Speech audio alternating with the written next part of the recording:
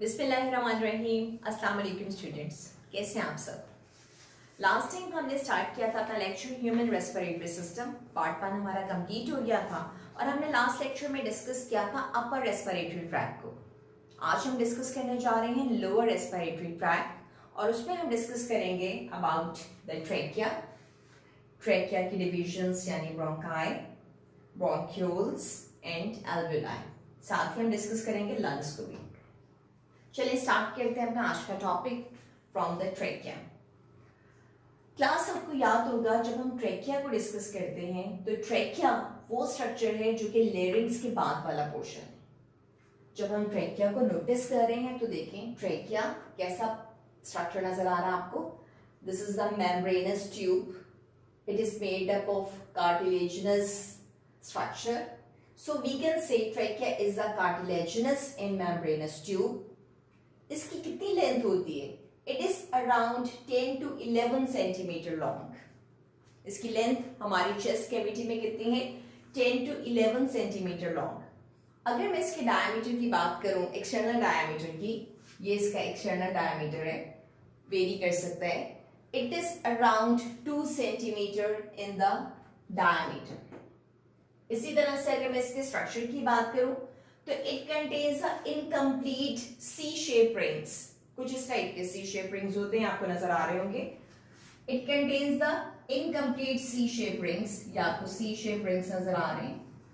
और ये जो सी शेप रिंग्स होते हैं कार्टिलेजिनस रिंग्स होते हैं, कार्टिलेज के बने हुए, ये हेल्प करते हैं ताकि ये विंड पाइप या ट्रैकिया जो है ये ओपन रहे और कोलैप्स ना हो during the inhalation and exhalation.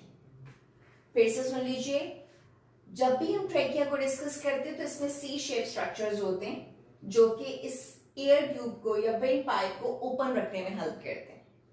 जैसे कि हम इससे पहले नेजल कैविटी को भी डिस्कस कर चुके हैं और हमने डिस्कस किया था कि इसमें सीलिएटेड एपिथेलियम और म्यूकस सिक्रेटिंग सेल होते हैं।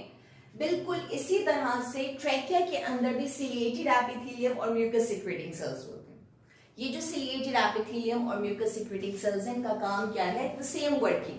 ये ट्रैप करते हैं फॉरेन पार्टिकल्स को, डस्ट पार्टिकल्स को, और सीलिया ट्रैप करने के बाद इन डस्ट पार्टिकल्स को फिर प्रोपेल करता है, ऊपर की तरफ धकेलता है ताकि वो डस्ट पार्टिकल्स या फॉरेन पार्टिकल्स कहां पे मूव कर जाएं? टुवर्ड्स द नेजल कैविटी और टुवर्ड्स द माउथ और टुवर्ड्स द ओरल कैविटी। जितनी भी इंस्पायर्ड एयर होती है, जो भी एयर एंटर होती है, तो नोज में जो भी मेम्ब्रेन थी, एपिथेलियल मेम्ब्रेन थी, सीलिएटेड एपिथेलियल मेम्ब्रेन या म्यूकस मेम्ब्रेन, ये हेल्प किस चीज में कर रही है कि इसने वर्क क्या किया? इसने जो भी एयर एंटर हो रही है उसकी टेम्परेचर को मेंटेन करना शुरू किया, साथ ही जितने भी डस्ट पार्टिकल्स थे उनको वहीं पे रिटेन करना शुरू किया या कैप्चर किया, ताकि जो भी एयर एंटर हो रही है वो यहाँ पर प्योर होकर आए। लेकिन अगर अभी भी कोई फॉरेन पार्टिकल्स हैं तो ट्रेकिया के अंदर जो एपिथेलियल, सीलिएटेड एपिथेलियल और म्यूकस सिक्रेटिंग सेल्स हैं, ये उन तमाम फॉरेन पार्टिकल्स को ट्रैप करते हैं और प्रोपेल करते हैं टुवर्ड्स द माउथ और नोज। इसी तरह से आपने अक्सर नोटिस किया होगा कि कभी भी कोई चीज हमारे माउथ में या हमारे गले में हमें फील हो रही हो या हमारे नेजल ट्रैक में कोई प्रॉब्लम आ रही हो तो हमें फौरन से खांसी आना शुरू हो जाती है या हमें स्नीजिंग स्टार्ट हो जाती है। तो क्लास आपको पता है ये जो कफ और स्नीजिंग रिफ्लेक्स होता है ये भी प्रोटेक्टिव रिफ्लेक्स है कि अगर कोई भी फॉरेन पार्टिकल हमारे थ्रोट में या हमारे विंड पाइप में एंटर हो जाए तो स्नीजिंग या कफ के थ्रू हम उसको वापस जो है वो अपने इस रेस्पिरेटरी ट्रैक से निकाल सकते हैं। तो ये हमने डिस्कस किया अभी ट्रेकिया के बारे में। अब हम डिस्कस करेंगे ट्रेकियल डिविजन्स को। ट्रेकिया जैसे ही चेस्ट कैविटी में एंटर होता है तो चेस्ट कैविटी में एंटर होने के बाद ये बाइफरकेट हो जाते हैं। बाइफरकेट का मतलब होता है दो शाखा हो जाना। चेस्ट कैविटी में जाने के बाद ये दो डिविजन्स बना लेते हैं। एक डिवीजन इसके कहलाती है दिस वन प्राइमरी ब्रोंकस, यानी कि राइट साइड पर है तो हम इसके लिए टर्म के यूज करेंगे राइट प्राइमरी ब्रोंकस। दूसरी वाली डिवीजन क्योंकि लेफ्ट साइड पर है या लेफ्ट लंग में एंटर होगी तो हम उसके लिए टर्म के यूज करेंगे left primary bronchus. Bronchus is a singular. अगर मैं इन दोनों के लिए टर्म यूज करूंगी then I will use the term bronchi. अब यहां से रिलेट कर लेते हैं। ट्रेकिया डिवाइड हो रहा है राइट प्राइमरी ब्रोंकस और लेफ्ट प्राइमरी ब्रोंकस में। बच्चों आपने याद रखना है ट्रेकिया के अंदर सी शेप कार्टिलेजिनस रिंग थे, आपको याद होगा। एपिथेलियल लेयर भी थी, सिलिएटेड एपिथेलियल लेयर, और म्यूकस सेल्स भी थे। यही सब कुछ अब कहां पे प्रेजेंट है? राइट और लेफ्ट प्राइमरी ब्रोंकस या ब्रोंकाई के अंदर। सी शेप कार्टिलेजिनस रिंग्स भी प्रेजेंट होंगे, सिलिएटेड एपिथेलियम भी प्रेजेंट होगी और म्यूकस सेल्स भी प्रेजेंट होंगे। यही प्राइमरी ब्रोंकाई अब फर्दर डिवाइड होता है, तो हम इसकी फर्दर डिवीजन के लिए टर्म क्या यूज करते हैं? Secondary bronchi. और जब ये सेकेंडरी ब्रोंकाई फर्दर डिवाइड होता है तो हम उसके लिए टर्म क्या यूज करते हैं? Tertiary bronchi. ये देखिए आपको नजर आ रहा है, प्राइमरी ब्रोंकाई फर्दर डिवाइड हुआ तो सेकेंडरी, और सेकेंडरी की फर्दर डिवीजन के लिए हम टर्म क्या यूज करते हैं? Tertiary bronchi. ये जो सेकेंडरी और टर्शियरी ब्रोंकाई है, यहाँ पर सी शेप कार्टिलेजिनस रिंग नहीं होंगे, ये वाले सी शेप कार्टिलेजिनस रिंग नहीं होंगे, बल्कि सी शेप कार्टिलेजिनस रिंग्स को रिप्लेस करेगा इरेगुलर कार्टिलेजिनस प्लेट। ये देखिए यहाँ पे इरेगुलर से स्ट्रक्चर्स नजर आ रहे हैं आपको, छोटी छोटी सी प्लेट लाइक स्ट्रक्चर्स नजर आ रहे हैं। These are known as the irregular cartilaginous plate. इसके अलावा यहाँ पर क्या है? सिलिएटेड एपिथेलियम भी प्रेजेंट होगी और म्यूकस सेल्स भी प्रेजेंट होगी। ठीक है, तो सेकेंडरी ब्रोंकाई, टर्शियरी ब्रोंकाई के अंदर सी शेप कार्टिलेजिनस रिंग्स प्रेजेंट नहीं है। अब यहाँ पे प्रेजेंस किसकी है? इरेगुलर कार्टिलेजिनस प्लेट्स की, लेकिन साथ ही क्या है? सेम वही चीजें, सिलिएटेड एपिथेलियम भी और म्यूकस सेल्स भी। यही सेकेंडरी और टर्शियरी ब्रोंकाई फर्दर डिवाइड होते हैं और फॉर्मेशन किसकी करते हैं? टर्मिनल ब्रोंक्यूल्स की। These are the terminal bronchioles. अब देखिए ब्रोंक्यूल्स क्या होते हैं। जब डायामीटर 1 मिलीमीटर का या 1 मिलीमीटर से कम हो जाता है तब हम इनके लिए टर्म यूज करते हैं ब्रोंक्यूल्स, क्योंकि टर्मिनल पे प्रेजेंट है, एंडिंग पे प्रेजेंट है, तो हम इनके लिए टर्म यूज करें टर्मिनल ब्रोंक्यूल्स की। और बच्चों याद रखिएगा, टर्मिनल ब्रोंक्यूल्स के अंदर कोई कार्टिलेज नहीं होता।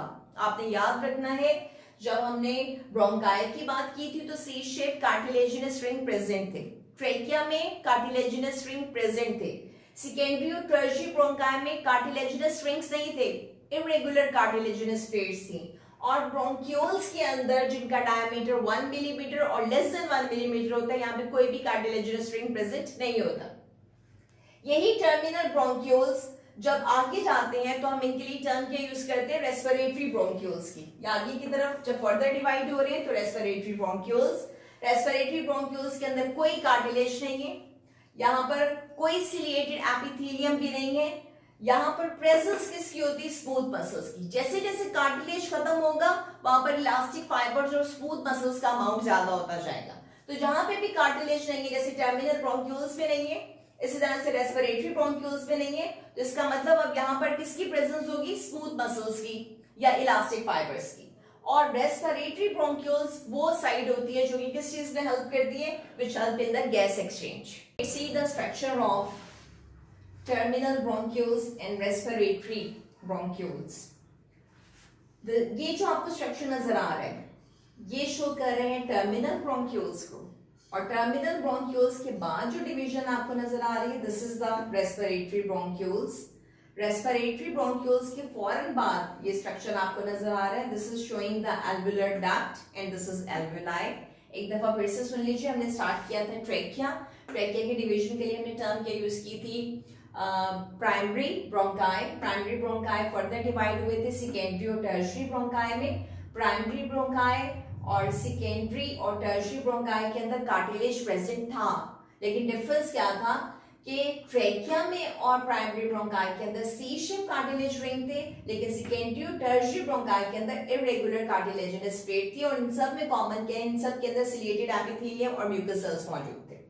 उसके बाद ये टर्शियरी ब्रोंकाई जब फर्दर डिवाइड हुए तो इन्होंने फॉर्मेशन की थी टर्मिनल ब्रोंक्यूल्स की, जिसका डायमीटर जो है वो लेस देन 1 मिलीमीटर या अप्रॉक्स 1 मिलीमीटर है। अब यहाँ पर कोई कार्टिलेज प्रेजेंट नहीं है, प्रेजेंस यहाँ पर किसकी होगी? स्मूथ मसल्स की। इसी तरह से जब ये टर्मिनल ब्रोंक्यूल्स फर्दर डिवाइड होते हैं तो इनकी फॉर्मेशन करते हैं रेस्पिरेटरी ब्रोंक्यूल्स की। Again there is no cartilage and there is only the smooth muscles present. ये हेल्प करते हैं गैस एक्सचेंज में। अटैचमेंट है इसकी किसके साथ? Alveolar duct. और फिर फाइनली क्या है? एल्वुलाई। एल्वुलर डक्ट, एल्वुलाई, अभी जो मैं आपको डिटेल दे रही हूँ बाद में मैं आपके साथ ये डायग्राम से डिस्कस करती हूँ। सिंगल लेयर स्ट्रक्चर्स होते हैं, they are surrounded by the blood capillaries. ये एक पर्टिकुलर साइड है जो कि हेल्प करती है गैस एक्सचेंज के अंदर। Internally they are lined by a lipoprotein material which is known as a surfactant, और एक एयर सैक जो है वो फंक्शनल यूनिट होता है लंग्स का। अब हम स्टार्ट करेंगे detail of alveoli. Yes students, let's talk about alveoli. Latin language में एल्वेलाई का लिटरली मीनिंग होता है लिटिल कैविटी। यहाँ पर बहुत सारे स्ट्रक्चर्स आपको नजर आ रहे हैं, these are the alveoli. Singular के लिए हम टर्म यूज करते हैं एल्वेलस। और इंटरेस्टिंग फैक्ट क्या है कि एक लंग में एल्वेलाई का अमाउंट होता है 480 मिलियन, जिसकी वजह से लंग्स जो है वो स्पॉन्जी नेचर हो जाते हैं। हर लंग के अंदर due to this number of alveoli जो सरफेस एरिया है वो इनहैंस होकर हो जाता है 70 स्क्वायर मीटर। तो दोबारा से सुन लीजिए, एक लंग में एल्वेलाई का नंबर होता है 480 मिलियन, और ये जो इतनी बड़ी तादाद है एल्वेलाई की, उसकी वजह से जो सरफेस एरिया होता है एक लंग का, that is increased about 70 square metre. और एक एल्वेलस, सिंगुलर के लिए हम एल्वेलस की टर्म यूज करते हैं, प्लूरल के लिए हम टर्म यूज करते हैं एल्वेलाई। एक एल्वेलस का डायमीटर होता है 200 माइक्रोन मीटर। एल्वेलाई के बारे में अभी जब हम डिस्कस कर रहे थे कि फंक्शन क्या परफॉर्म कर रहे हैं, तो ये डायग्राम आपको ज्यादा क्लियर कर देगी। देखिए, दीज आर द एल्वेलाई, ये इस पर प्रेजेंस है एल्वेलर डक्ट की। यहाँ पर शो किया जा रहा है कि राइट वेंट्रिकल ऑफ हार्ट से जो ब्लड एंटर हो रहा है through the pulmonary artery, it is low in oxygen and high in carbon dioxide. आप सबको पता है that is a deoxygenated blood. और ब्लड को फिर प्योरीफाई करने के लिए, ऑक्सीजनेट करने के लिए कहाँ पे सेंड किया जाता है? लंग्स में। अब ये ब्लड आर्ट्रियोल के थ्रू कहां पर आ गया? कैपिलरी नेटवर्किंग में, टिश्यूज के अंदर। जो भी high amount of carbon dioxide है, as you know there is a movement of gases by the help of the diffusion, यानी कि हाई कंसेंट्रेशन से मूवमेंट कहां पे होगी? Towards the low concentration. तो टिश्यूज में यहाँ पर जो हाई अमाउंट है वो है कार्बन डाइऑक्साइड का। तो carbon dioxide in blood capillary से कहां पर मूव कर जाएगी? इनसाइड द एल्वेलाई, क्योंकि वहां पर कार्बन डाइऑक्साइड की कंसेंट्रेशन कम है, और यहाँ पर कैपिलरीज में जो कि किसको सराउंड कर रही है? टिश्यूज को, यहाँ पे कार्बन डाइऑक्साइड की कंसेंट्रेशन ज्यादा है। So carbon dioxide move from high to low concentration. इसी तरह से रेस्पिरेटरी ट्रैक्ट से जो भी एयर एंटर हुई थी उसमें हाई अमाउंट किसका था? ऑक्सीजन का। तो इन एल्वेलाई से high amount of oxygen will move by the diffusion gradient inside the blood. जैसे ही ऑक्सीजन एंटर होगी from high to low concentration, it will bind with the RBCs या हीमोग्लोबिन, और फॉर्मेशन किसकी करेगी? ऑक्सी हीमोग्लोबिन की। Now this blood is oxygenated, और अब ये किसके अंदर हाई हो गया? It is high in oxygen, low in carbon dioxide. Now it will enter towards the left atrium by the help of pulmonary vein. So this is the main function of the alveoli. Let's talk about surfactant. अभी मैं आपको बता रही थी कि ये surfactant present होता है inside the alveoli. इसका काम क्या है? ये produce कैसे होता है? This is the structure of alveolus. मैं आपको बता रही थी कि alveolus is a singular, alveoli is a plural. ये आपको internal space नजर आ रहा है alveolus का. This is the alveolar fluid here, ये alveolar membrane है। उसके बाहर की तरफ आपको ये ब्लड कैपिलरी नजर आ रही है, और alveolar fluid जो है ये ब्लू, थोड़ा सा डार्क सा ब्लू सा स्ट्रक्चर आपको नजर आ रहा है, जिसके ऊपर ब्लैक कलर के जो डॉट्स नजर आ रहे हैं, this is the surfactant layer. अब हम डिस्कस करते हैं सर्फेक्टेंट लेयर कहां से आ रहा है। This is a mixture of lipoprotein.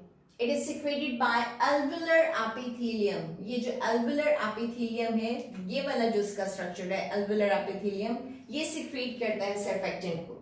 यहाँ पे स्पेशल टाइप के सेल्स होते हैं। These cells are known as the type 2 cells. These are the type 2 cells. Type 2 cells का काम surfactant को रिलीज करना होता है। Type 1 cells इन्वॉल्व होते हैं gases exchange में। ये सर्फेक्टेंट काम क्या करता है? It reduces the surface tension of alveolar fluid. ये जो यहाँ पे फ्लूइड है उसमें सरफेस टेंशन को रिड्यूस करता है। अब ये काम क्या करता है?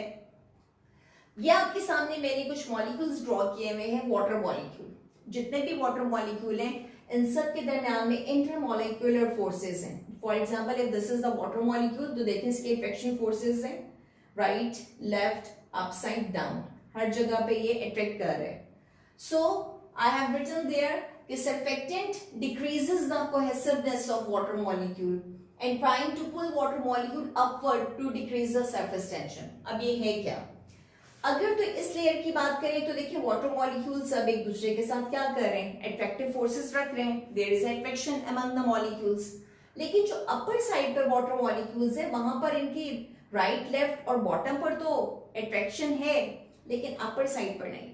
जब अपर साइड पर कोई और मॉलिक्यूल मौजूद नहीं है तो उसकी वजह से जितने भी फोर्सेस हैं ये इन वाटर मॉलिक्यूल्स की लेयर को कहां पे पुल करेगी, नीचे की तरफ पुल करेगी, जिसकी वजह से क्या चीज क्रिएट हो जाएगी, सरफेस टेंशन। और जितनी ज्यादा सरफेस टेंशन क्रिएट होगी उतना ही ज्यादा चांस होगा कि ये जो एल्वियस है ये क्या हो जाए, कोलैप्स हो जाए, पिचक जाए, जिसकी वजह से एयर जो है वो इन्फ्लेट नहीं हो सकेगी। अब इस सर्फेक्टेंट का काम क्या है, ये सर्फेक्टेंट की लेयर जो है जैसे ही अपर साइड पर आएगी, if this is showing the surfactant, ये सर्फेक्टेंट जैसे ही अपर साइड पर आएगा, इस सर्फेक्टेंट के आने की वजह से क्या होगा कि अब जो अट्रैक्शन की फोर्सेस हैं वो अपर साइड पर भी क्रिएट होना शुरू हो जाएंगे, ऊपर की साइड पे भी क्रिएट होना शुरू हो जाएंगे। और जैसे ही ऊपर की साइड पे क्रिएट होंगी तो उसकी वजह से क्या होगा कि सरफेस टेंशन तो होगी डिक्रीज, और इससे वाटर मॉलिक्यूल को कहां पे खींचना शुरू किया, पुल अपवर्ड। और अब फायदा क्या होगा सर्फेक्टेंट के आने की वजह से कि सरफेस टेंशन क्या हो जाएगी, डिक्रीज। अब आप नोटिस कीजिए सर्फेक्टेंट डिक्रीज करता है कोहेसिवनेस ऑफ वाटर मॉलिक्यूल को और पुल करता है वाटर मॉलिक्यूल को अपवर्ड। ये आपको इस डायग्राम से नजर आ रहा होगा, क्लियर हो रहा होगा, ताकि किसको डिक्रीज कर सके, सरफेस टेंशन को डिक्रीज कर सके। If any individual is not able to produce the surfactant, अगर कोई surfactant को प्रोड्यूस नहीं कर सकता तो उसकी वजह से प्रॉब्लम क्या होगी कि बहुत ज्यादा सरफेस एरिया क्रिएट हो जाएगी इनसाइड द एल्वेलाई, और ज्यादा सरफेस एरिया क्रिएट होने का मतलब क्या है कि एल्वेलाई क्या हो जाएगा, कोलैप्स हो जाएगा और एयर जो है वो इन्फ्लेट नहीं हो सकेगी। इसी तरह से यहाँ पर एक और इम्पोर्टेंट बात जो आपके बुक में भी मेंशन्ड है कि अगर कोई इंडिविजुअल सर्फेक्टेंट प्रोड्यूस नहीं करेगा तो उसके अंदर प्रॉब्लम क्या होगी, उसमें सर्फेक्टेंट प्रोडक्शन ना होने की वजह से एल्वेलाई कोलैप्स हो सकते हैं। और इस टाइप का जो प्रॉब्लम है हम देखते हैं कुछ बेबीज के अंदर जो कि प्रीमेच्योर बर्थ की वजह से जिनमें ये कंडीशन जो है वो विजिबल होती है। अगर मैं बताऊं आपको तो सर्फेक्टेंट जो है इसकी प्रोडक्शन होती है जब जेस्टेशन पीरियड जो है वो अराउंड 26 वीक का होता है। जब 26 वीक का जेस्टेशन पीरियड होता है तो तब ये सर्फेक्टेंट प्रोड्यूस होना शुरू होता है, but in a low quantity. जैसे जैसे जेस्टेशन पीरियड बढ़ता जाता है around 35th week of the gestation period, तब सफिशिएंट अमाउंट के अंदर सर्फेक्टेंट की प्रोडक्शन होना शुरू होती है। और अगर कोई प्रीमेच्योर बर्थ हो जाए, किसी बेबी की बर्थ जो है वो इस 35th वीक से बिफोर हो जाए, तो इसका मतलब कि उसके अंदर सफिशिएंट अमाउंट के अंदर सर्फेक्टेंट की प्रोडक्शन नहीं हो रही, तो तब उसके अंदर जो एक प्रॉब्लम होती है that is called respiratory distress syndrome, जिसमें कि क्या होता है कि ये जो एल्वेलाई होते हैं उनमें सरफेस टेंशन जो है वो इंक्रीज हो जाती है, प्रॉपर्ली इन्फ्लेट नहीं होते और ये क्या हो जाते हैं, they become collapse. Now we talk about the lungs. Lungs are spongy in nature. Why these are spongy in nature? Because each lung contain millions of alveoli. That's why lungs are spongy in nature. Lungs placed in the chest cavity. Chest cavity is also known as a thoracic cavity. ये chest cavity किस चीज की बनी होती है? It is made by the ribs and the intercostal muscles. ये जो दो रिब्स के दरमियान में मसल्स होते हैं जो या जो एक गोश्त की पट्टी होती है उसके लिए हम टर्म के यूज करते हैं इंटरकोस्टल मसल्स। लंग्स कवर्ड होते हैं डबल मेम्ब्रेन से और इस डबल मेम्ब्रेन के लिए हम टर्म के यूज करते हैं this is known as the pleural membrane. इनकी डिटेल हम अपनी नेक्स्ट वीडियो में डिस्कस करेंगे जब हम मैकेनिज्म ऑफ ब्रीदिंग डिस्कस करेंगे इन सब चीजों की डिटेल। अभी हम देख लेते हैं जल्दी से कि राइट लंग में और लेफ्ट लंग में क्या डिफरेंस है। आपके सामने आप देख सकते हैं this is the right lung, इसके अंदर 3 लोब्स होते हैं। लोब्स को मैं थोड़ा सा प्रोमिनेंट कर देती हूँ, ये देख लीजिए दीज आर द फिशर्स, ये जो मैं फॉर्मेशन कर रही हूँ this is the 1 lobe, second lobe, third lobe. और ये जो 3 लोब्स की फॉर्मेशन हो रही है ये किसकी वजह से हो रही है, because of the 2 fissures. This is the left lung, left lung के अंदर यहां पर ये फॉर्मेशन हो रही है किस चीज की, again the 1 fissure, तो total number of lobes कितने बन जाएंगे 1 and second lobe. So in the right lung these are the 3 lobes, this is the shorter and wider, और इसके अलावा यहाँ पे 2 fissures होते हैं। अगर हम बात करें लेफ्ट लंग की तो इसमें 2 lobes हैं, it contain the 1 fissure, this is longer and narrower. इसके अलावा आपने देखा होगा कि जो चेस्ट कैविटी है इसके अंदर ये एक शीट ऑफ स्केलेटल मसल्स नजर आती है which is known as a diaphragm. What is diaphragm? Diaphragm is the floor of chest cavity. इन सब चीजों की डिटेल ये जो भी हम डिस्कस कर रहे हैं हम डिस्कस करेंगे अपनी नेक्स्ट वीडियो में, जिसमें हम बात करेंगे मैकेनिज्म ऑफ ब्रीदिंग की। आज तक के लिए इतना ही। Do subscribe, like and share with your friends. Take care. अल्लाह हाफिज।